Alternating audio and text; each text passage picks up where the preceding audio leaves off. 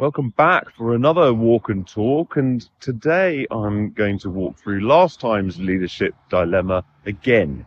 It was communication versus constipation. This time I've got 3 practical tips on how to overcome constipation when it comes to starting communication within your business. Now, the ultimate aim here is to create a culture of good communication within your workplace. I'm going to focus on communication to teams and colleagues because they're your most important audience. Ultimately, without an engaged team, you just don't have an effective business, which will make it difficult to win customers. But releasing the flow of communication also applies to customers, investors, and even your board. So if you're not communicating with your team right now, then the most important thing is simply to start. So my first step is this. Think about how to communicate with your team and understand your audience. What do they want to hear? How frequently? And by what means? Is it email, town halls, Slack, team meetings? You should ask them. And often the easiest way to do so is, guess what? By communicating. Talk to teams or individuals and maybe launch a company-wide survey.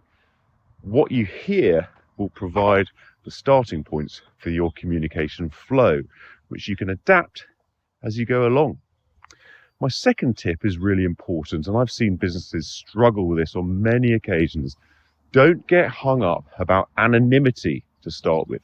So often in businesses needing an improvement in communication culture, it's often because colleagues are nervous about putting their heads above the parapet. They might feel vulnerable and worry that they expose themselves by speaking out.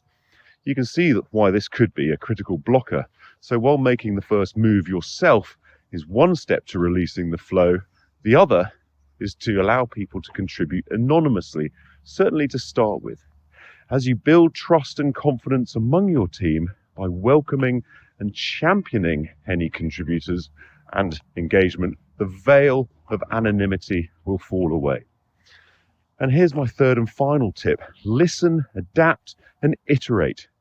As I've said before, communication must be a two-way flow.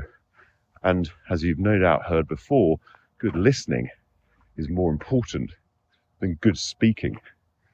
Use what you hear to iterate your leadership, but also to adapt your style.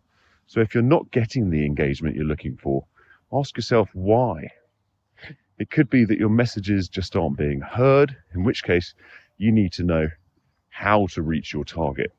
Or worse still, that it's being ignored. So you need to look at your message and how you're giving it. But crucially, don't give up, because communication is a crucial act of leadership.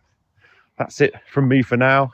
Keen to hear your experiences on improving the flow of communication in your business, and I'll see you soon.